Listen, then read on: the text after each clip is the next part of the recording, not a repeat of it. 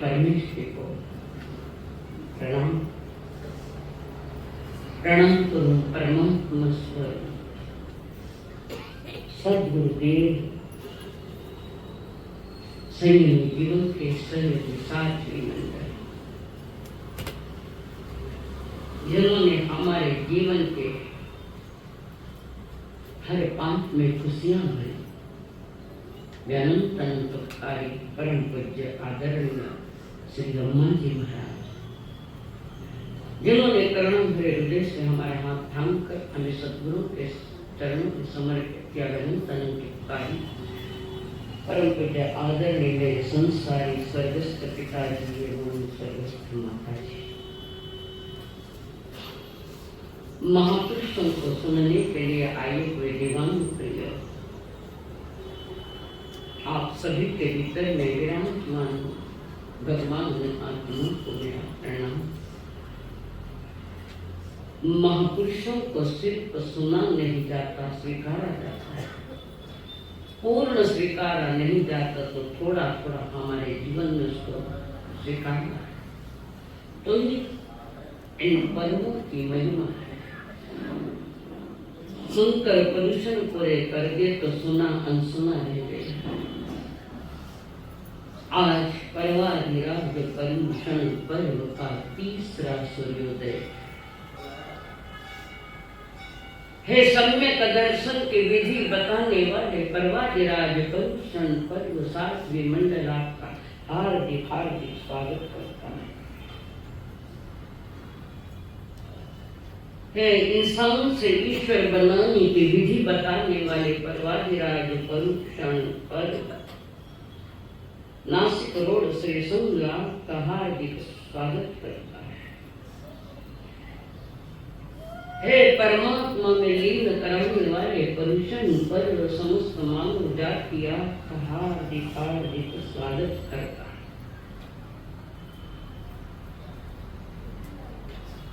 आज विशेष एक कुमार की कर्म कथा है। कर्म को कैसे धर्म ने डाइवर्ट कर दिया उसकी कथा है।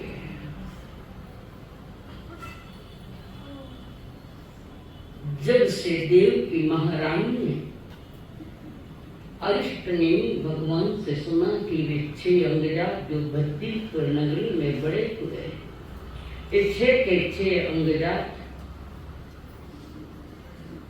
देव कीजिए आपके ही है। शंका थी ना, भिक्षा के लिए आए, प्रभु ने शंका का समाधान किया। अपने पुत्रों के दर्शन कर कर ये निकल गई। जिस रथ से आई उसी रथ से निकल कर बैठने का स्थान बदल दिया। कोप भवन में बैठी है सुस्ताई देव की महारानी, तन मन से सुस्ताई हुई है, मन में पीड़ा है। साथ को मैंने जन्म दिया पर एक को भी गोद नहीं खिलाया, एक को भी मैंने स्तनपान नहीं कराया। कितनी अभागन इस संसार में, मेरी जैसी कोई अभागन मां नहीं है। 7 को जन्म देने की पीड़ा सही, मेरा अकृत पुण्य, पुण्य किया नहीं तो मैंने अपने बच्चों के ना तो डोरियां गाई, न गोद में खिलाया, न उसकी अंगुली पकड़ी। राजमाता है, देव की मां, और योगायोग उसी ही दिन कृष्ण महाराज का नंबर था मां को प्रणाम करने का। रोज 400 माताओं को नमन करते थे और 6 महीने के बाद नंबर आता था। योगायोग आज नंबर आया और कृष्ण महाराज ने देखा माता जी कहाँ है, माता दिखाई नहीं, और अपने माता को राजमहल में ढूंढते ढूंढते वहां पहुंचे कृष्ण वासुदेव, जिन्हें अपनी मां मिली। सुस्ताई हुई है, बीमार की दवा प्यार है, त्याग है, समर्पण है। दवा से भी ज्यादा कारगर प्यार होता है। दवा से तन और दुआ से मन स्वस्थ होता है। दुआएं लेना सीखो। कृष्ण महाराज मां बैठे, कुछ नहीं बोले। देव की माता कृष्ण महाराज पूछ रहे, माता जी मैं जब भी 6 माह के बाद में यहाँ आया तो आप मेरा इंतजार किया करते थे, और जब मैं आता तो आप खुशियों से भर जाती थी। आज कुछ अलग देखने को मिल रहा है, कारण क्या है उसका? क्या हुआ मां? राज कर्मचारियों ने आपकी आज्ञा का पालन नहीं किया है, या किसी ने आपका दिल दुखाया है? आज से चालू करना। तो मां सुस्ताई बैठे तो उन्हें पूछो तुम्हें क्या हुआ है। जो लुगाया ने पूछो ना, वैसे मां को पूछना। आज से चालू करो तो ये पर्व हमारे साथ है। अरे कृष्ण महाराज बाप बाप पूछे, मां बताओ क्या हुआ? कान्हा तुझे छापो, तुम क्या कर सकते? तो कुछ नहीं कर सकता। आप बताओ तो खरी पहले, मैं कर सकता हूँ नहीं कर सकता हूँ ये अगला विषय है। पहले बताओ। नहीं ताना तो चला जा तेरे राज दरबार में, राजसभा में बैठ जा। 3 खंड के नायक मां के चरणों में बैठकर पूछ रहे थाना तने 3 खंड भी को दी तो भी जीवन कैसा हमारा। 3 खंड के नायक भरत क्षत्र, 3 खंड के राजा और उनके पिता द्वारिका के राजा, 2 राजा। कन्हैया बार पूछ रहा है माता जी कहो ना बेटा कहकर क्या उपयोग है। नहीं कहना तो पड़ेगा। मैं तो राज सिंहासन पर नहीं बैठूंगा और उस राज सिंहासन को मैं लात मारता हूं कि 3 खंड के नायक की माता अगर दुखी है ये राज सिंहासन मुझे नहीं करेगा। बताओ क्या हुआ। आखिर देख लिया कहना सुनने वाला नहीं, जिद करके बैठा। ऐसी जगह जिद करो, हर जगह जिद मत करो। कहो मां क्या हो। कन्हैया 7 पुत्रों को मैंने जन्म दिया, 7 पुत्र। आज अरिष्ट ने भगवान के मुखात्म से पता चला कि मेरे 6 बच्चे जिनको मैंने जन्म दिया पीड़ा सही, वे 6 के 6 बच्चे बद्दिलपुर नगरी में पले। और तुझे मैंने जन्म दिया परिस्थिति जन्य कंस के आतंक से, तूने वहां भेज दिया, गोकुल में भेज दिया। 7 बच्चों की पीड़ा से तुम गोकुल में जन्म से वहां उनको भेज दिया। वे उधर गए ये इधर गए। रो नहीं तो क्या करूं। रोना तो आता ही है, परिस्थितियां ही ऐसी। वो कृष्ण महाराज मन की पीड़ा सुन रहे हैं। इमथुरे देवकी रानी, बोलो इमथुरे देवकी रानी, या तो पुत्र बिना विरफानी रे। इमथुरे देवकी रानी, मैं सांतो ही नंदन जाया, मैं सांतो ही नंदन जाया। फिर एक गोद खिलाया रे। इमथुरे देवकी रानी, घर पालन नहीं बनायो, घर पालन नहीं बनायो। नहीं मधुर हनरियो गायो रे। इमथुरे देवकी रानी, इमथुरे देवकी रानी। अपने व्यथा की कथा सुना रही है देवकी महारानी बेटे को। 3 खंड के नायक है, राजा, राजा नहीं महाराजा, जो अपनी मां की पीड़ा को शांति से सुन रही है। बेटा ने 7 को जन्म दिया, ना तो कोई झूला झुलाया और ना कोई हाले लगाया। हाले लगाया गाया के हाले कई गाय बताओ। हाले हुनर हासी रो, पेट दुखेगा मासी रो, ये हाले क्या। अरे ये देवकी नंदन एकाग्र होकर सुन रहे हैं मां की पीड़ा, और मां की पीड़ा में निज की पीड़ा समझने लगे तो मेरी पीड़ा है। और जहां एक राजा की मां राजमाता भी दुखी है तो मैं कौन सा सुखी हूं। जहां मां दुखी है, यह भी की बात नहीं करी तो थारा बात कर हंस पाया नहीं तो रुलाया तो भरेंगे।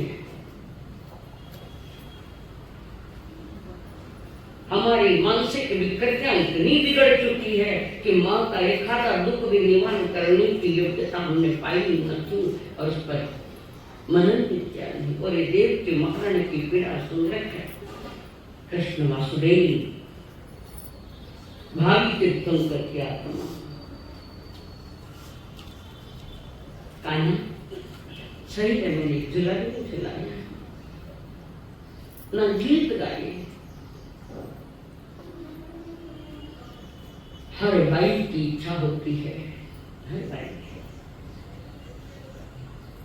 मातृत्व को प्राप्त करने की, मां बनने की इच्छा होती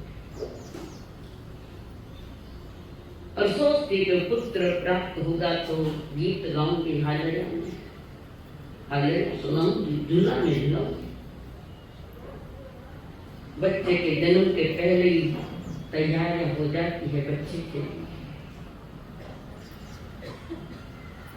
और वही बात देव की महारानी अपने बेटे को कह रहे, बेटा नहीं काजल आंकर लगायो, नहीं काजल आंकर लगायो, नहीं स्नान करीने जिमायो रे, इन झूरे देव की रानी, इन झूरे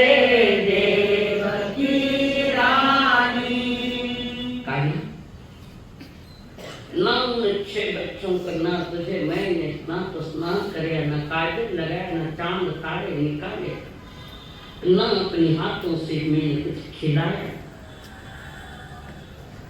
जन्म देकर भी बांझ जैसे रहते।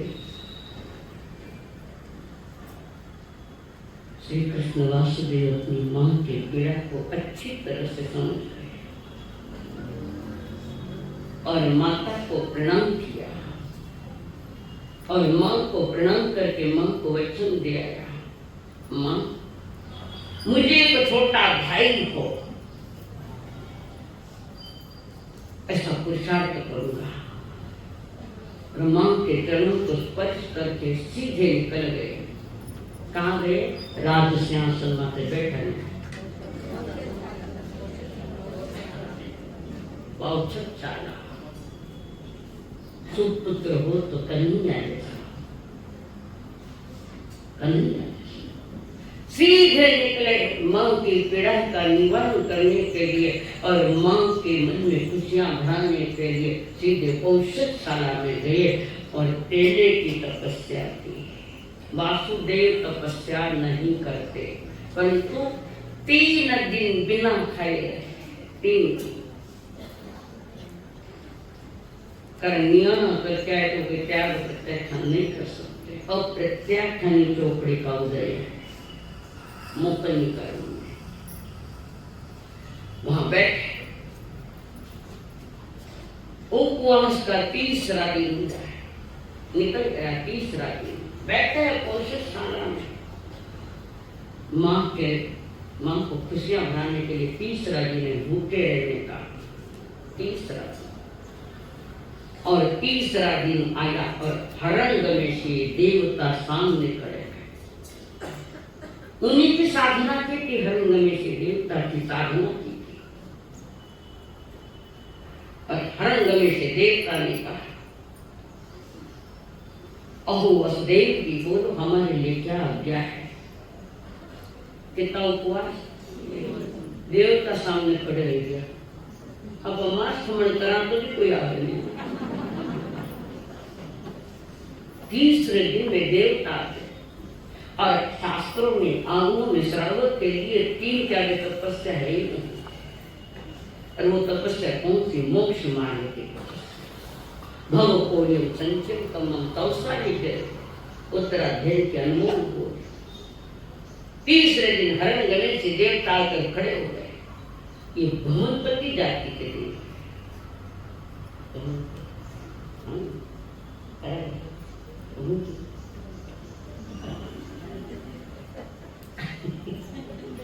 चवालीस बसों से ये मारा उन पतिता के देव और वो मेरे लिए क्या आज्ञा है? देवता खड़ा है सामने, ये भावी देवता है मोक्षपुरी के श्री कृष्ण महाराज, और ये देवलोक के देवता है। और कृष्ण महाराज ने कहा, मुझे एक लघु भ्राता चाहिए, किसी हाल में चाहिए। और हरणवंशी देवता ने कहा, उनके पास भी 3 ज्ञान होते हैं, स्वरूप ज्ञान तो तत्व को नहीं। तुम हरणवंशी देवता ने कहा, कृष्ण महाराज आपको एक लघु भ्राता होगा। प्रकाश के खुश हुए कृष्ण महाराज, बहुत खुश, मेरे छोटा भाई मिलेगा। अगली बात जब हरणगम से देवता ने कही लघु भ्राता होगा पर जवानी में दीक्षा ले लेगा। 2 बातें कही। दूसरी बात छोटी लगी कृष्ण महाराज ने, दूसरी बात छोटी लगी, खाने पे नहीं छोटी लगी। और श्री कृष्ण महाराज को पता नहीं से लग गया कि मुझे एक लघु भ्राता होगा। बहुत खुश हुए, पर ये खुशियां थोड़े समय की चली, ज्यादा नहीं। कारण दूसरी बात कह दी, तुम्हें लघु भ्राता होगा तो होगा, पर भले जवानी में वो दीक्षा लेगा। ये तो कोई भाग्यशाली माँ होती है जो सोचते कि मेरे खानदान से भी कोई एक निकले जिन शासन के लिए, तो वो मेरा जन्म देना सार्थक है। कोई एक आदि माँ, भाग्यशाली माँ हो। और कृष्ण महाराज वहां से निकले, और से सारे देवता अपने स्थान पर चले गए। और कृष्ण महाराज वहां से निकले और सीधे मां के पास आए, देव की महारानी के पास आए। और कृष्ण महाराज ने कहा, मां बहुत बड़ी खुश खबरी लेकर आया हूं, बहुत बड़ी खुश खबर लेकर आई। ऐसी क्या खुश खबरी है? मां मुझे तो लघु भ्राता होगा, मुझे छोटा भाई होगा। अगली बात नहीं बताई, मां को पीड़ा होगी। एक ही बात बता दी कि मुझे एक छोटा भाई होगा। फिर देव की महारानी के खुशियों का क्या पार? ये संसारिक खुशियां है, स्थायित्व। ये संसार की बातें, संसार का सुख ये स्थायी नहीं है, अस्थायी है। और देव की महारानी पुत्र खुशी में खुश हो रही है, सत्य से ज्ञान से परे हो गए, सत्य समझ नहीं पाए।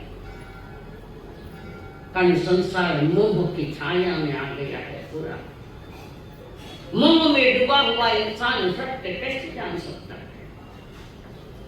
सत्य कोसों दूर चला जाता है, मोह में डूबे आदमी। दिन निकले और कुछ ही दिनों में पता लग गया, 3रा माह चल रहा। देव की महारानी ने एक सिंह का स्वप्न देखा, एक सुंदर स्वप्न देखा। और उस थोड़ी नींद में थोड़ी जागृत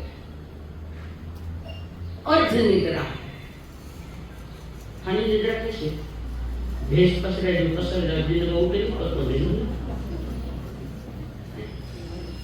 कभी भी जैनपुर में आई हो तो प्रातः काल का जो मुहूर्त होता है, सूर्योदय के पहले का मुहूर्त रात में 3 बजे से लगाकर 5:30 बजे, जिसको ब्रह्म मुहूर्त कहते हैं। क्यों कहते ब्रह्म मुहूर्त? जो बोले क्यों कहते इस समय को ब्रह्म मुहूर्त? पता है भगवान के पाठाओं में गया तो मुहूर्त।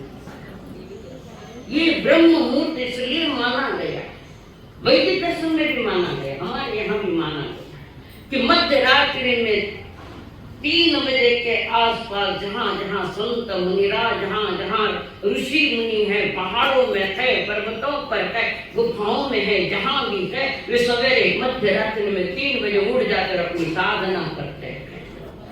तो उनके साधना के परमाणु और वलय सारे लोक में फैलते हैं। जो सोया हुआ होता है उसको वे शुभ परमाणु स्पर्श नहीं कर सकते, और जो सोया नहीं जागत हुआ धर्म ध्यान कर रहा है या पढ़ाई कर रहा है, स्वाध्याय कर रहा है, वे शुभ परमाणु तुम्हें और ताकतवर बनाते हैं। ये कारण है ब्रह्म मुहूर्त।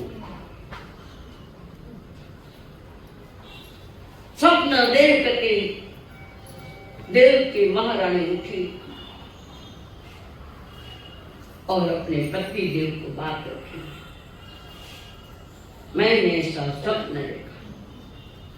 राज ज्योतिष को बुलाया, स्वप्न का अर्थ पूछवाया महाराज ने। उन्होंने कहा तुम्हें महान गौरवशाली पुत्र की प्राप्ति होगी,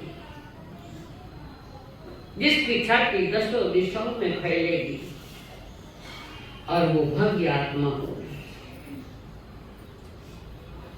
स्वप्न का अर्थ समझने के बाद तीसरे महीने के साथ आगे पति पत्नी का संपर्क नहीं होता, दोनों ही संयम पालते हैं। भले वो तीर्थंकर की माँ हो चाहे चक्रवर्ती की माँ, श्रेष्ठ श्लाघा पुरुष जिसको हम उत्तम पुरुष कहते हैं। 63 कौन से है 63? वो बता,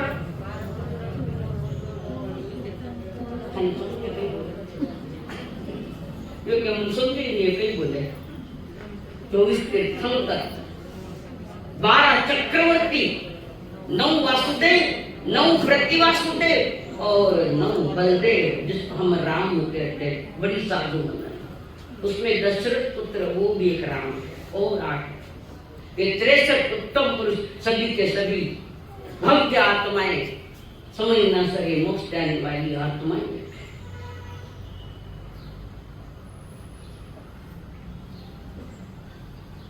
9 माह का 7.5 रात, महापुरुषों का जन्म भी 9 माह ऊपर 7.5 रात जन्म हुआ बच्चे का। और बच्चे को देखकर देव की महारानियां बहुत खुश है, बहुत। और चारों तरफ से उसको देख रही है, सर से पांव तक सुंदर उत्कृष्ट, देख सौष्ठव भी उत्कृष्ट, चेहरे की सुंदर आकृति, सब कुछ लक्षण दिखाई दे रहे। और थोड़ा मुंह खोला करा तो ऊपर भी ताड़ू पर कोमल था, बहुत कोमल, लाल रंग, लाल फूल के समान लाल ताड़ू था।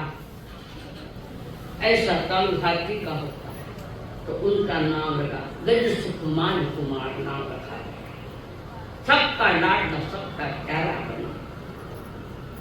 माँ की आंचल के तले बच्चा बड़ा हो रहा है, बाल्यावस्था छोड़ी।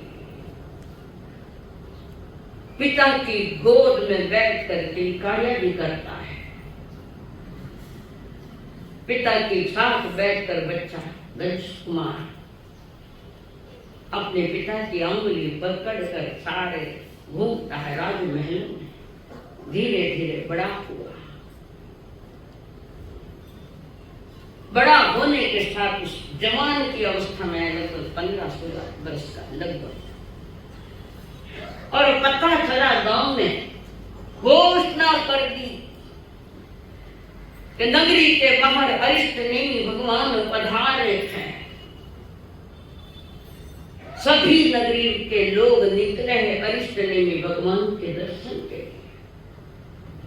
कृष्ण महाराज, उनकी पटरानियां, देव की माता पिता, सारा लगभग सिगरी मिलता सारा गांव ने दर्शन जीवन ने दर्शन मिलतो दे तो सोधना भी आवे कि नहीं पता नहीं, पर भोजन मिलतो दिए तो मैं कोई वे नहीं करे, कॉमेंट्स नहीं करे, समझो कि जीवन किसके लिए सारी नगरी। और धर्म रथ में बैठे है कृष्ण महाराज और उनका लघु भ्राता गज सुकुमार, उनको भी ले गए। सारी नगरी दर्शन के लिए वहां पधारा। गज सुकुमार भी वहां पधारा। दिव्य देश देशना निकली है, दिव्य ध्वनि निकली गड़गड़ाहट करते हुए, और उनकी देशना में 6 राग और 36 रागणियां होती है। संगीतमय वो देशना है, 6 राग और 36 रागणियां एकाग्रता के पूर्वक गज सुकुमार सुन रहा है। बाकी कितने एकाग्रता में थे मालूम नहीं, पर ये एकाग्रता के साथ सुन रहे हैं। देशना पूरी हुई। थोड़ी समझो कि तीर्थंकर की देशना दिन में 3 बार निकलती है, 3 बार, और रात्रि में भी 3 बार निकलती है। वो उनकी व्यवस्था है। तीर्थंकर 6 बार देशना देते हैं, 3 बार दिन में और 3 बार रात में। और वो दिन था, उजाला हो रहा है, बाहर का उजाला नहीं, भीतर का उजाला हो रहा है, दस्तमान के अंदर में है। और उसके साथ देशना पूरी हुई। प्रभु के पास पहुंचे हैं। देख तो चचेरे भाई ये दस कुमार जी अरिष्ट ने भी भगवान के, कारण कृष्ण महाराज के सहोदर भाई छोटे, और अरिष्ट ने भी भगवान के पास 10 कुमार।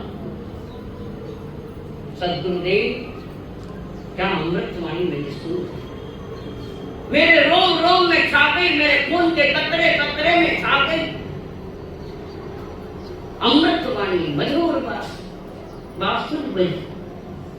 मैं भी आपके पास आना चाहता हूँ, मैं भी दीक्षा लेना चाहता हूँ। तो पास में खड़े हैं कृष्ण महाराज।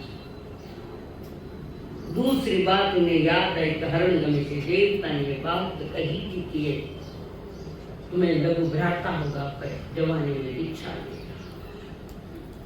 कदाच कृष्ण महाराज भूल गए, अगर याद रहती तो उनको लेकर भी नहीं जाते, पर नियति को कुछ और मंजूर है, भूल जाते। जिसको से भुलवाना है भुला देते। नियति को जो मंजूर है उसे कोई नहीं रोक सकता। और अपने लघु भ्राता को लेकर आई है घर पर। माँ देव के पिताश्री के पास जाता है वंदन करते हुए कहता है, माता जी आज हमने परमात्मा की वाणी सुनी है। पिताजी वही खड़े हैं। पिताश्री जी हमने आज परमात्मा की वाणी, राग भरी ने वैराग्य से भरी वाणी को, वितराग वाणी सुनी हमने आज, और हमारे मन ने जवाब दिया, कुमार चलो वितरागता की मार्ग पर। माँ हमें दीक्षा लेना है, पिताश्री जी हमें आज्ञा दे दो। आप किस बात की आज्ञा? दीक्षा लेना चाहते। माँ बाप मुंह की छाया में पुत्र के प्रति मोह का प्रेम में जल्द कौन बढ़ता है? नहीं बेटा, हम आज्ञा नहीं देंगे। मैं दीक्षा लूंगा, कृपया मुझे आज्ञा दीजिए। आप मेरे माता पिता, मेरे भगवान स्वरूप, हमें आज्ञा दो। देव की कहती नहीं, हम आज्ञा नहीं देंगे, हम तो तुम्हें राजा देखना चाहते हैं। दस्यु कुमार कौन राजा नहीं, कौन रंग है, संसार का खेल है। राजा नरक क्या है? सिंहासन पर बैठ राजा हो गए, नीचे तिरक बन है क्या? संसार के लिए पद स्थायी नहीं है, कभी किधर कभी किधर, बार बार आज्ञा। देव के कहते, अरे दस्यु कुमार हम तुम्हें राजा देखना चाहते, तुम राजा बनो। कृष्ण महाराज को बुलाया, कान्हा ये क्या चेहरे हैं? कृष्ण महाराज को याद आया, किसी को बताया नहीं, और वो शब्द जैसे याद आए हरणगमी से देवता ने। फिर भी श्री कृष्ण महाराज ने भी अपने छोटे भाई को रोकने का बहुत प्रयत्न किया, बहुत प्रयत्न किया, सभी ने, परिवार वालों ने खूब प्रयत्न किया। और माँ कहते कुछ नहीं, हम तुम्हें राजा देखना चाहते हैं। एक दिन रो राज कर बताओ पारा हो, राजा देखीने राजी हो। पिताजी कितना दिन થઈ જાય प्रधानमंत्री बनना। लिखन कई लाया हो देख। एक दिन रो राज कर बताओ कुंवर प्यारा हो, राजा देखीने राजी हो। मुग प्यारा राज कर बता सामा का मोरी हो, मुग प्यारा राज कर बता सामा का मोरी हो। जन्म मरण दुखड़ा में कैसा, जन्म मरण दुखड़ा में कैसा। नरसिंह कुमार दा के अगले दिन मुझे नहीं मालूम तुम राजा हो। कृष्ण महाराज ने कहा भैया नरसिंह कुमार, मैं राज सिंहासन छोड़ के आया हूं, तुम्हें राज सिंहासन बिठाऊंगा, राज तिलक होगा, मेरी जगह तुम राजा बनोगे। छोटे भाई के लिए राज सिंहासन छोड़ दिया। ठीक है, छोड़ो। छोटे भाई के लिए उन्हें राज सिंहासन प्रिय नहीं था, प्रिय था तो छोटा भाई नरसिंह कुमार। छोटे भाई के लिए राज छोड़ दिया। कभी छोटा भाई रास्ते का तो घर तो छोड़ के बताओ, नहीं छोड़े तो कोर्ट कचहरिया भाया भाया नहीं। ये इसीलिए तो जन्म मिला है तुम्हें कोर्ट कचहरिया करने को। फिर छोटे भाई के लिए सब कुछ त्याग करने वाले तीन खंड के नाम तो श्री कृष्ण महाराज, मैं राजा नहीं बनूंगा, तुम्हें राजा बनाऊंगा। वो कुछ नहीं बोले, उन्होंने जगह स्वीकृति दे दी। मौनम स्वीकृति लक्षण देवी स्वीकृति। और उनको ले जाकर नहलाया पिलाया, राजकीय विशाल पहनाया, गहने पहनाए, सब कुछ पहनाया और ले जाकर राम सिंहासन पर मां बिठाया। राज्य के लोगों ने सारी विधि विधान किए, राज तिलक किया। कृष्ण महाराज देखे मेरा भाई राजा बन गए, खुशियां है, दुख नहीं मैंने राज छुड़ा उनको दिया है। आज खुश अपने भाई को राजा देखकर। और सब लोग चले गए इधर उधर। श्री कृष्ण महाराज के अंदर गए और कर्मचारियों को भेजा। कर्मचारी, बड़े कर्मचारी, मंत्री महामंत्री सबको भेजा और जाओ राजा को पूछो हमारे लिए क्या आज्ञा है, हमारे लिए क्या आज्ञा है। मंत्री सामंत महामंत्री सभी गए और निवेदन महाराज की जय को। महाराज हमारे लिए क्या आज्ञा है? आज्ञा प्रणव होगा, राजा आपसे पूछेंगे हमारे लिए क्या आज्ञा है। गज सुकुमार महाराज कह रहे होगा मंगाओ, पात्रा मंगाओ, धर्म रथ मंगाओ, हमारे दीक्षा की तैयारी करो। ये राज सिंहासन पर बैठकर, राज सिंहासन पर बैठकर ये आज्ञा दी है। खाली सुनना है, समझना है कि हमें अपने जीवन में कैसे जीवन जीना चाहिए। ये वितराग मार्ग त्यागियों का है, भोगियों का नहीं है, त्याग करने वालों का। स्वयं स्वयं होकर त्यागना बड़ी बात है, पर परिस्थितिजन्य छूटना अलग बात है। वो तो मजबूरी में छोड़ा जाता है। आज तो छोड़ना नहीं चाहे पर मजबूरी में छोड़ना पड़ता है। अरे एक मजबूती में छोड़ रखे, जाओ कह दो महाराज को, बड़े भाई साहब को कह दो हमारे लिए होगा पात्रा मंगाओ और हमें ले चलो जहां मैं जाना चाहता हूं। आइए कृष्ण महाराज के कान आतुर थे कि भैया क्या कहें, उन्हें ये पता नहीं वो यही कहेंगे। मंत्री सभी आए थे, महाराज हमने उनको आज्ञा मांगी, आज्ञा पूछी क्या हमारे लिए क्या आज्ञा है महाराज, तो उन्होंने कह दिया हमारे लिए होगा पात्रा मंगाओ। कृष्ण महाराज समझ गए।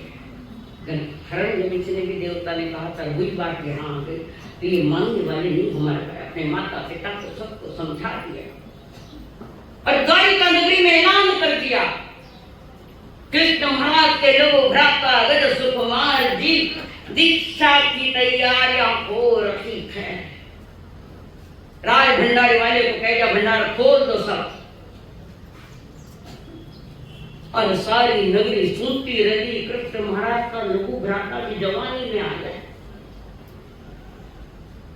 और तो दीक्षा की बात कर, उसके पहले ही जिस बात की कृष्ण महाराज को पता था, उसके पहले ही उन्होंने रोड पर खेलने वाली एक सोमिल ब्राह्मण की कन्या को देखा था। अति सुंदर कोमल काया सोमा, जिसका रूप देखकर कर्मचारियों को कहा इस कन्या को उठाओ और जहां और कन्याएं सुंदर कन्याएं वहां रखो उनको।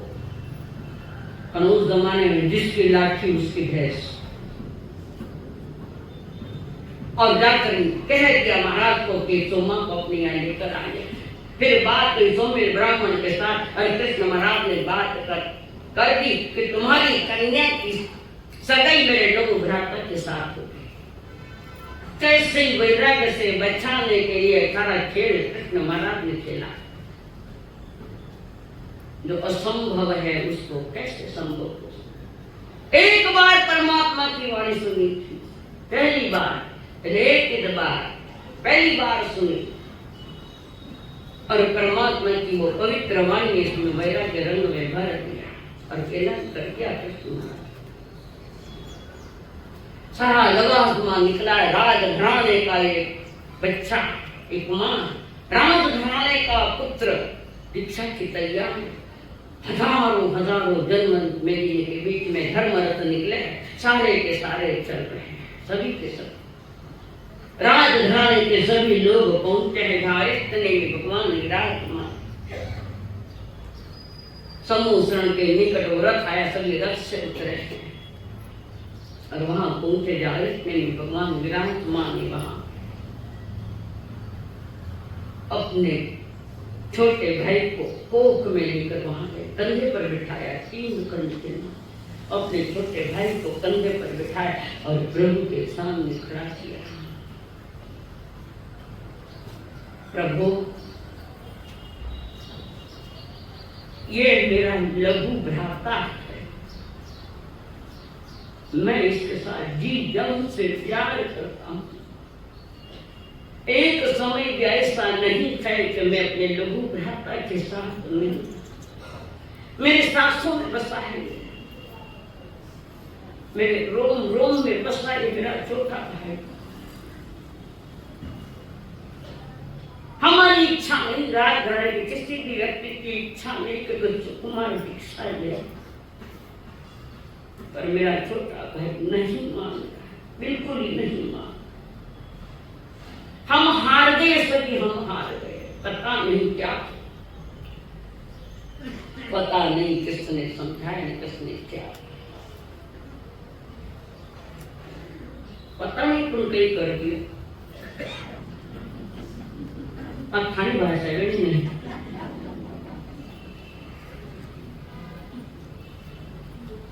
कई बार अगर लड़की दादा सब सुनते घर बैठ बैठ जाएगी मत है कि नहीं।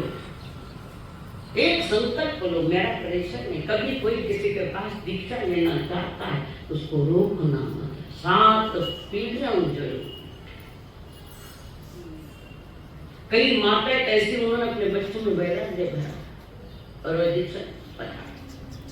मेरी को जाना, जैसे मेरे संसारी माँ ने भी मुझे कहा था, बेटा दीक्षा लेने जा रही को मेरे दूध की लाज रखना। ये माँ है, इसलिए आदरणीय है ये माँ, जन्म देने से आदरणीय कोई नहीं है। पितरा का मार्ग पर चलने की आज्ञा देने वाली वो माता ही आदरणीय। संसार में वे माता ही पूजनी। माँ तो बड़ी बड़े बड़ा बच्चा ने वैराग्य बनाने वाला रूल लगभग नहीं थे। मारा साय लोगों के मारा साय के भूरकी नहीं, क्या भूरकी है? भूरकी है भगवान की, भूरकी है भगवान के हड़ू करने लागे। जो घट में बेरा धोवे तो ऊबाई घर त्यागे। कभी कभी पति पत्नी में हो सकता है संसार लड़ाई झगड़े बढ़ जाते हैं, लड़ाइयां करते हैं। तो पति कहते चल ऊपी बाहर निकल मार घर में ऊपी, वक्त ऊपी आई हूँ आरती जाऊंगा, ऊपी तो नहीं जाऊंगा। तो अनुभव हुआ है क्या कुछ? हजारों वर्षों से कृष्ण महाराज रोज छोटे भाई का विरह सहन नहीं कर पाए। आखिर कहा प्रभु मेरा लघु भ्राता हमराज में के सभी आज्ञा दे, मेरे लघु भ्राता को 4 महाव्रत दे देना।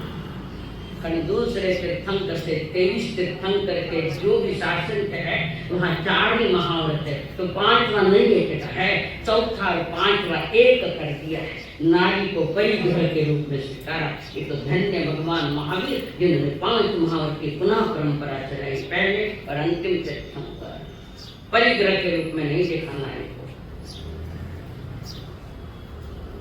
और हमारे हरिश्चंद्र भी भगवान ने दीक्षा का पाठ पढ़ा दिया। सुकुमार मुनि अपने प्रभु के साइड बाजू में ही बैठे, रोते हुए देव की महारानी गई मथेण वंदानी, जिसकी चाह थी वो मिल गई, पर वो चाह सदा नहीं थी। देव की महारानी रोते रोते अपने पुत्र को वंदन कर गई। महाव्रती है, वासुदेव जी भी वंदन नमस्कार करे। धन्य हो तुम, धन्य हो, हमारे कुल की दाद इज्जत बढ़ाई, शान बढ़ाई हमारे कुल की। बाकी सभी राजघराने के वंदन करे और 3 खंड के नाम भी झुक झुक कर वंदन करे। मथेण वंदानी गुरुदेव, अभी तो दीक्षा हुई, शासन की महिमा सुन। अभी अभी दीक्षा, सारा राजघराने का परिवार उनको वंदन नमन कर रहा है। सुकुमार मुनि को वंदन नहीं है, ये उनके त्याग को, उनके महाव्रतों को वंदन है। त्याग की तुला प्रस्तुतता की त्याग सुवाद है। हमारे भीतर में त्याग के परिणाम जल्दी नहीं आते, जबरदस्त पुण्य लगता है। सारा परिवार चला गया, राज्य के लोग भी चले गए, अपने प्रभु के पास बैठे। समय बीतता जाता और पुनः सुकुमार मुनि गुरुदेव वंदन करते हुए, प्रभु आपकी आज्ञा हो तो हम 12वीं भिक्षु प्रतिमा ग्रहण करना चाहते। बाल छोटा है, कितना छोटा, जवान आया। आपकी आज्ञा हो तो हम 12वीं भिक्षु प्रतिमा ग्रहण कर सकते हैं। ये 12वीं भिक्षु प्रतिमा जो है ये नारी को नहीं मिलती, सिर्फ पुरुष को होती है। नारी के लिए 11 परिमा है और पुरुष के लिए 12वीं। 12वीं जो भिक्षु परिमा उसमें नियम से स्मशान में जाकर साधना करनी पड़ती है। और नारी की इतनी योग्यता क्षमता नहीं है तो 12वीं भिक्षु परिमा ग्रहण करे। प्रभु की आज्ञा ली और वहां से निकल पड़े महाकाल स्मशान में साधना करने के लिए। साधना में खड़े थे सुकुमार मुनि और परिणामों की ऊंचाई बढ़ा रहे। इतने में यज्ञ भवनों के लिए लकड़ियां बीनने के लिए सोमिल ब्राह्मण वहां जहां सौ जल रहे थे वहां से लकड़ियां उठाई और लकड़ियां बीनता कोई खड़ा है ऐसा देखने के लिए गए। और ये तो हमारा भारी जमाई था, मेरी कन्या के साथ, सोमा के साथ इसके हमने सगाई करी, शादी की तैयारियां, ये यहाँ कहाँ आ गया, दीक्षा कैसे ले ली, मेरी कन्या के साथ सगाई हुई थी और ये आकर यहाँ दीक्षित हो गया, मेरे साथ कपट किया और शौर्य से जलती लकड़ियां लेकर आया। 99 लाख भव पहले का कर्म उदय में आ गया। 99 लाख लोग के जन्म में तो मकई नहीं करी, ये नहीं करे तो पहला जन्म में नहीं करा, उदय में गाय 99 लाख वर्ष पहले का। लंबी चौड़ी कथा है वो पूर्व भव थी। तो वहां पर सौमिल का वो रोष था, 99 इनके तो कर्मोदय और निमित्त वो सौमिल ब्राह्मण, और इनके साथ भी पूर्व भूमि वैर बने हुए थे। वो वैर लेने के लिए सौमिल के रूप में वहां आया और उन्होंने पाल कर सवेरे का मस्तक मुंडा हुआ है। पहले नाई नहीं करता लोच, नाई लोच नहीं करता था, आज करते पहला लोच नाई दीक्षा लेते वक्त, उस समय स्वयं हाथों से लोच करते, पंचमुखी लोच, 5 मुठ्ठी में सारे बाल निकाल देना। और सवेरे तो लोच हुआ है, भिक्षु परिमा में खड़े महाकाल श्मशान, 12वीं भिक्षु परिमा जो लेता है वहां खड़ा होता है। 3 तरह से उपसर्ग आते हैं, या तो कोई देवता आता है छलने के लिए, या कोई मनुष्य आता है, या कोई तिर्यंच आता है। और वो अगर उपसर्ग सह लिया साधक ने तो मोक्ष में जाने के तैयार, न सह पावे तो पागल होने के तैयार है। इतना भयानक है, बार-बार भिक्षु परिमा नहीं सही पाए तो वो पागल हो जाएगा, सह पाए तो मोक्ष जाएगा।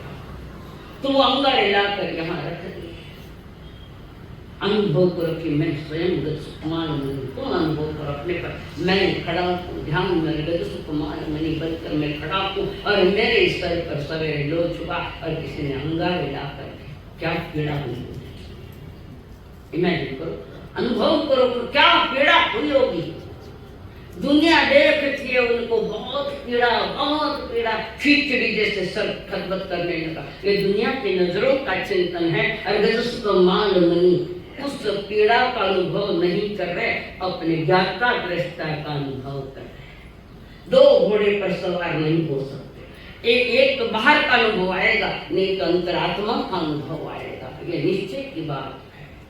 उन्होंने देखा मेरा जो वो नहीं जल रहा, जो मेरा था वो जल नहीं रहा, और जो मेरा नहीं है वो जल रहा है। भेद विज्ञान, वो शरीर जल रहा है और वे ज्ञाता दृष्टा बनते हुए आत्म ज्ञान में लीन है। और परिणामों की धारा चढ़ी, परिणामों की धारा वे शुक्ल ध्यान में चले गए, मुक्ति का कारण है शुक्ल ध्यान। प्रतिक्रमण बोला ना, आत्म ध्यान रौद्र ध्यान ध्याया हो, धर्म ध्यान शुक्ल ध्यान नहीं जाओ, धर्म ध्यान विपत्तों को नहीं, आर्त ध्यान में तो बैठे हम लोग बातें समझो। शुक्ल ध्यान हाईएस्ट का जो परिणामों की ऊंचा कर ले जाता है, और शुक्ल ध्यान में चलते हुए वे गत सुकुमार मुनि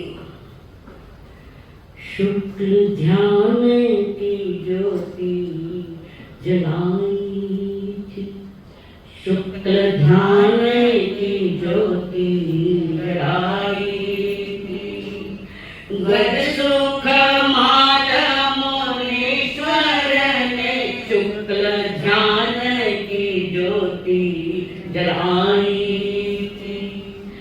गज सुख माल मुनीश्वर ने दावान शांत बनाया था, दावान शांत बनाया था। गज सुख माल मुनीश्वर ने शुक्ल ध्यान की ज्योति जलाई थी। शुक्ल ध्यान की ज्योति जैसे जो मेरे स्वभाव मेरी स्वभाव में है, शुक्ल ध्यान जो साहित्य भाव में ले जाता है, साहित्य सारे कर्म को खत्म करता है। रो रो कर माता बोली थी, शुद्ध ऐसी करनी कर जाना। रो कर माता बोली थी, शुद्ध ऐसी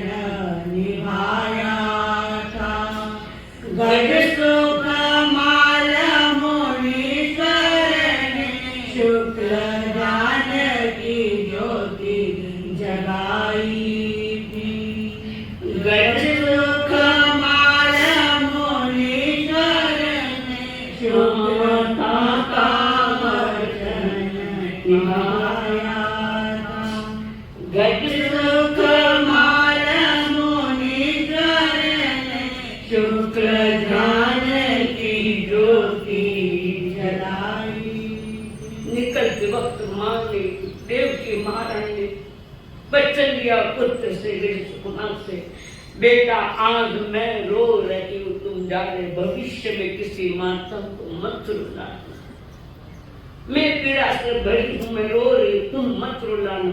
तो क्या आशीर्वाद दिया, उसी भूमि में मोक्ष से जाना।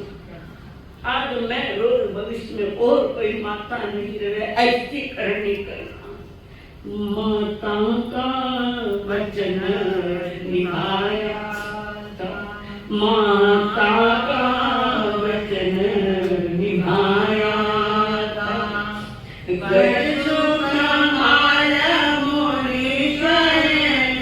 शुक्ल ध्यान की ज्योति जलाई थी।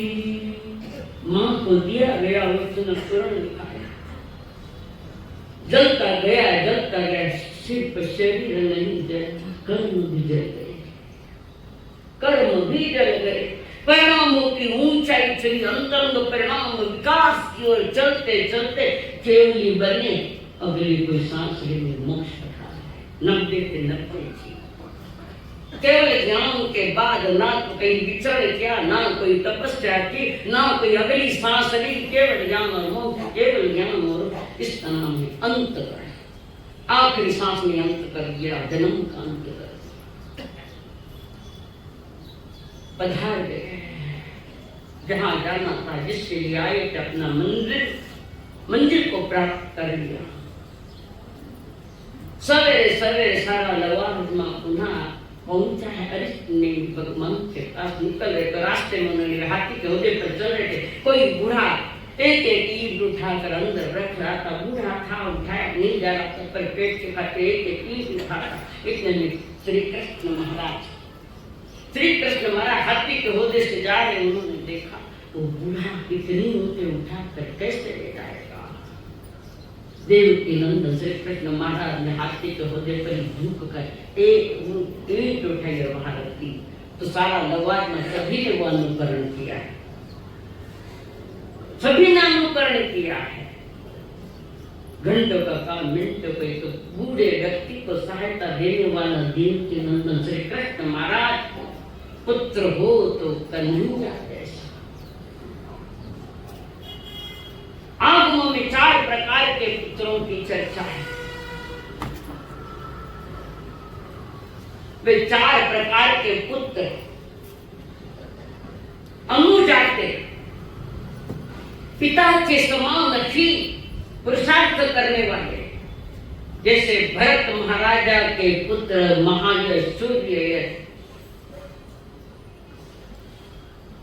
अपने ही पिता का अनुकरण करने वाले। इधर ऋषभदेव भगवान के पुत्र भरत महाराजा, ऋषभदेव भगवान निकल पड़े तो समय अनुसार भरत महाराजा भी निकल पड़े। इन्हें अनुजाते पुत्र कहते हैं। दूसरा जो है जिसे अवजाते कहते हैं, अवजाते सिद्धार्थ, महाराज सिद्धार्थ के 2 पुत्र हैं, महावीर और नंदी वर्धन। अवजाते अपने पिता के समान जिनके गुण है। तीसरा जो पुत्र है अनुजाते, दूसरा अवजाते। एक अति जाते, पिता से भी बढ़कर प्रभाव में आए, समृद्धि होवे, पुण्यशील होवे, ऐश्वर्य और सद्गुणों में होवे, वो है अति जाते। जैसे ऋषभदेव, वसुदेव कृष्ण महाराज, ऋषभदेव आज सब। दूसरा है अनुजाते, जो पिता के समान, जैसे भरत महाराज और उनके पुत्र। कितनी प्रिया मोक्ष गई भरत महाराज की, 8 पीढ़ियां मोक्ष, और मोरा देव की 11 पीढ़ियां मोक्ष। मोरा देवी माँ, आदिनाथ भगवान, उनके पुत्र 100 के 100 पुत्र, और भरत महाराज के पुत्र 11 पीढ़ियां मोक्ष गई। और मोरा देवी ने अपने जीवन काल में 65 हजार पीढ़ियां देखी। कितनी? 65,000 पीढ़ियां देखी। 65,000 चिड़िया तो देखो, अरे दिखे 65,000 चिड़िया देख के बता। अति जाते, अनु जाते, उसके बाद आते हैं अब जाते हैं। पिता से कुछ कम गुण है दिल में, ज्यादा नहीं। पिता से कम गुण मानते भरत महाराजा, कारण पिता तीर्थंकर है, भरत महाराजा तीर्थंकर नहीं है। और चौथा है कुलांगर, जो पुत्र अपने अहंकार से दुराचारी वृत्तियों से अनीति, अधर्म, कुल का गौरव नष्ट करने वाला,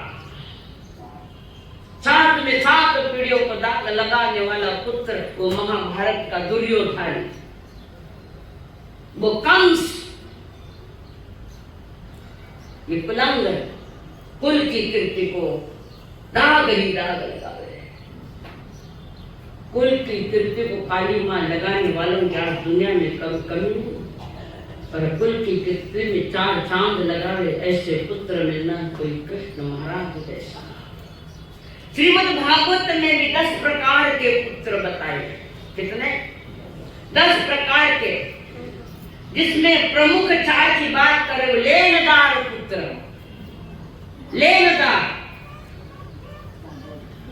कि जो पिछले जन्म का लेना, कोई दे लेन देन हुआ, जो कर्जा लिया वो दे नहीं पाया है, ब्याज भी दे नहीं पाया, कर्जा भी नहीं दे पाया, जिसका वो लेनदार बेटा बनकर आता है। और जितना कर्जा या जितना पैसा लिया था कर्ज से, उतना पैसा पूरा हो गया, ले लिया, किसी की बीमारी से, किसी कारण से ले लिया और वो पूरा हो गया तो वो मर जाता है। लेनदार, ये श्रीमद् भागवत की बात है।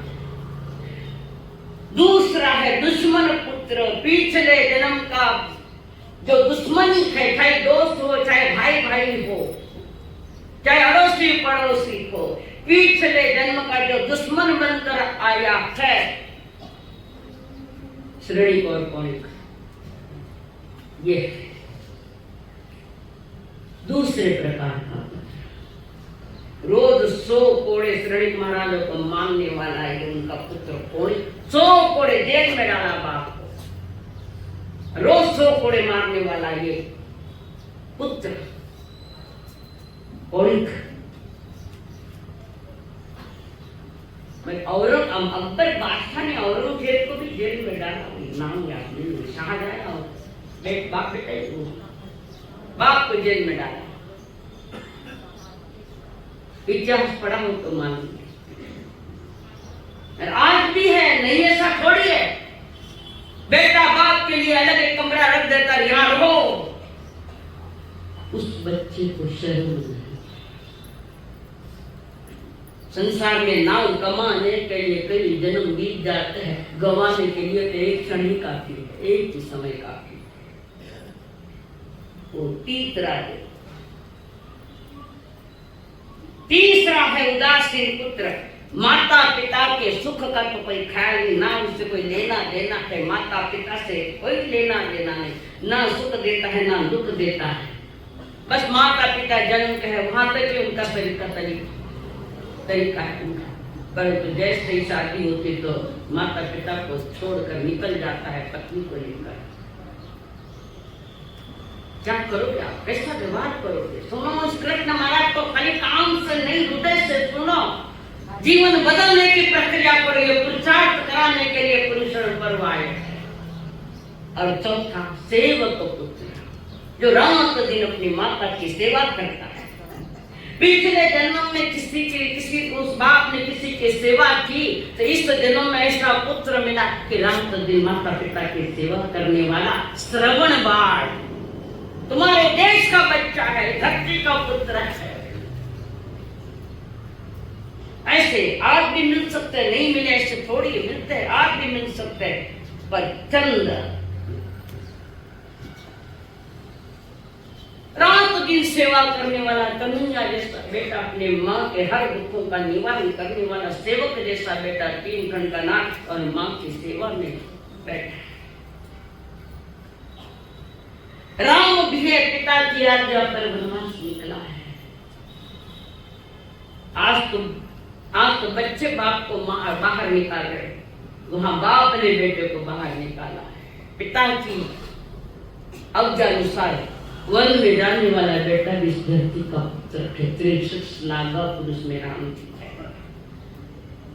पिता के सौख्य के खातिर पितामह भीष्म ने शादी नहीं की, तो उनके पिता थे जिन्होंने कन्या को देखा, वो शांतनु, उनका पिता शांतनु, और एक कन्या के जो राजघराने के बैगवती नहीं थी, मछुआ, उनकी कन्या, मछुआरे की कन्या से प्रेम हो गया। अब पहले तो शादी हुई है, पर उनको उनकी शादी करना पितामह भीष्म को पता हो गया। तो मछुआरे का बच्ची का बाप कहता है, मैं अपनी बच्ची तुम्हारे पिता के लिए दे सकता हूँ, परंतु तथा तुम्हारी भी शादी हो जाए, तुम स्वयं इतने शक्तिमान हो, राजघराने वो तुम्हारे पिता के लिए दे रहा हूँ, वो राजमाता बन जाए, तो मैं तुम स्वयं वो राज अपना हड़प ले सकते हो। तुम्हारा कदाचित शादी होने के बाद तुम्हारा पुत्र भी शक्तिशाली होगा, तो वो राज हड़पा जाएगा, मेरी बच्ची को कहीं बाहर नहीं निकाल दे। मन में शंका है कि इनके पिताजी शांतनु को मेरी कन्या दूंगा या नहीं दो। उसी समय पितामह भीष्म ने प्रतिज्ञा कर ली मछुआरे के पास में, उनके पास में, कि यावत जीवन पर्यंत मैं शादी नहीं करूंगा और मैं राजगद्दी पर बैठूंगा नहीं, जिसको कहते हैं भीष्म प्रतिज्ञा। है याद मेरा बेटा?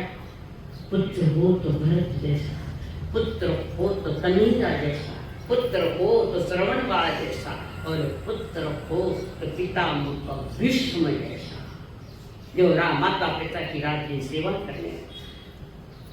उनकी खुशी के कारण सारी खुशियां जिन्होंने लुटा दी सारी खुशियां, और आत्मा की खुशी के लिए रसकुमार दिन रात दरबार से, और कृष्ण महाराज वहां आए गए, पधारे हुए, प्रभु को वंदन करते हुए पूछा, प्रभु मैंने अपने छोटे भाई को दीक्षा दी थी, मेरा भाई कहाँ है, मैं दर्शन करना चाहता हूँ। निम्नाथ भगवान ने कहा, ओ देव के नंदन, जिस कारण के लिए तुम्हारे छोटे भाई ने दीक्षा ली, उनका वो कार्य पूरा हो गया। जाने तुम्हारा भाई मोक्ष पधार गया। और सारी घटना बताई कि इसको निमित्त कौन पड़ा है मेरे छोटे भाई को पीड़ा देने में। तो देव के नंदन को कहा श्री कृष्ण हरिष्ण में भगवान ने कहा, असुर देव के नंदन, तुम यहाँ से जब वापस जाओगे तो तुम्हें डर कर जो गिर जाएगा वो तुम्हारे भाई का हत्यारा। कृष्ण महाराज निकले सारे लवाजमा के साथ, और इधर पता लग गया सोमिल ब्राह्मण को, और वो जा रहे कृष्ण महाराज। उसने सोचा ये बाहर से जा रहे, रोड से जा रहे, तो मैं गलियों से निकल जाऊं सोमिल बचने के लिए। और कृष्ण महाराज ने सोचा जल्द ही घर चला जाऊं, तो शॉर्टकट गलियों से निकलता है। देखो नियति का खेल कैसा। और जैसे सोमिल ब्राह्मण ने देखा कि मुझे देखकर वो डर गया, घबरा गया, ऐसा डरा कि उसको वहीं पर हार्ट अटैक आया, सीवियर अटैक आया। तो थाना में भी अटैक होता तो प्रमाण, और हार्ट अटैक आते ही वहीं कोलैप्स हो गया, गिर मत। कृष्ण महाराज समझ गए यही मेरे भाई का हत्यारा है, और कर्मचारियों को कह दिया उठाओ इसको। रखड़ते टांगे खींचते ले जाओ, दूर फेंक दो, अग्नि संस्कार करो। मेरे भाई का हत्यारा है। राज के लोगों ने भी वैसा ही किया, और सोमिल ब्राह्मण को ऐसे कुत्ते की मौत मार दिया।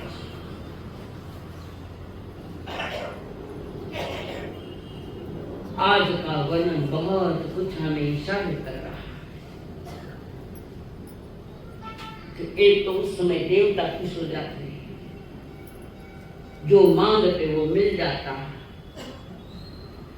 जो चाहते सभी के सेवा की। श्री कृष्ण महाराज अपने माता पिता को तो जेल से बाहर निकालने वाले तो थे, अपने जीवन काल में कई युद्ध लड़े, उन्होंने कपट भी किए, वासुदेव कर सकते हैं। पूर्व गौ में नियाना करके यहाँ आए जन्मे, पर उनकी भी कर्म कथा उस दिन बताई थी कि जन्मे जब जेल में, मरे तब वन में, जंगल में, और रहे तब तक जीवन महल में था। राजघराने में आए पर राजा बनकर मेरे सभी की सेवा में लगे सभी। और जिनका एक खास मित्र था सुदामा, गरीब घर का फटेहाल। तो उस जमाने के राजा कैसे थे, राजमाताएं कैसी थी, राजकन्याएं कैसी थी, कैसे वे लोग थे, और कैसे साधु संतों की सेवा में सतत रहते थे।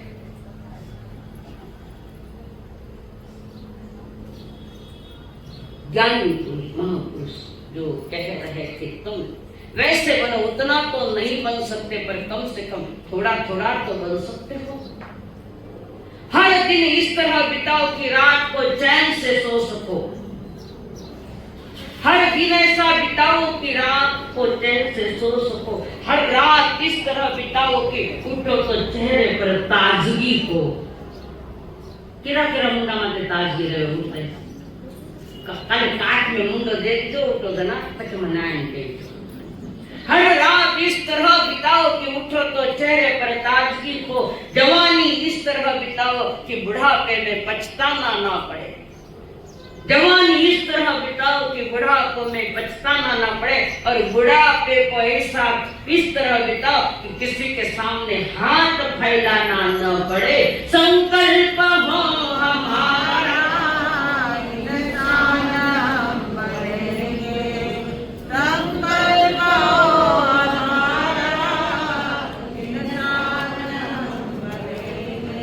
इंसान बन गए तो भगवान भी बनेंगे।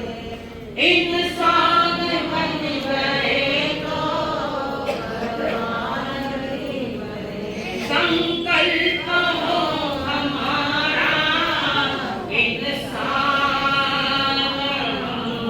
बने। लोग सोच गए हम दिखाए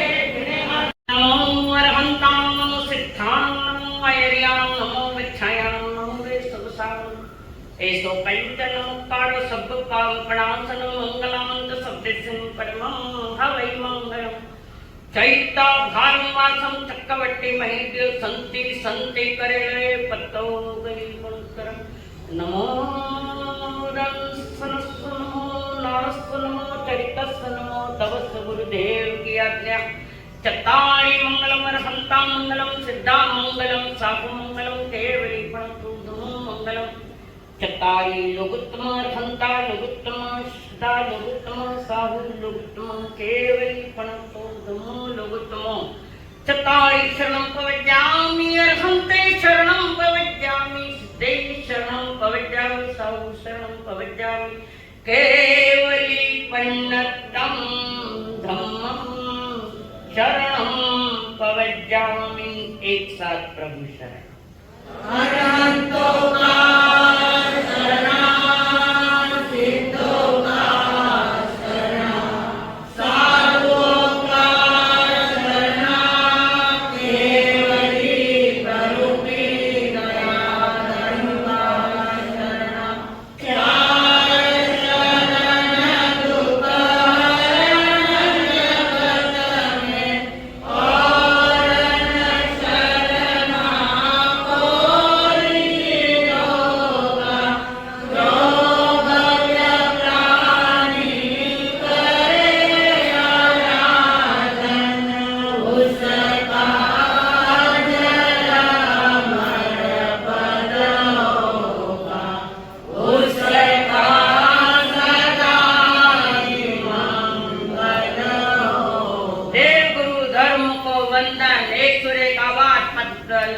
सुखासन या वज्रासन।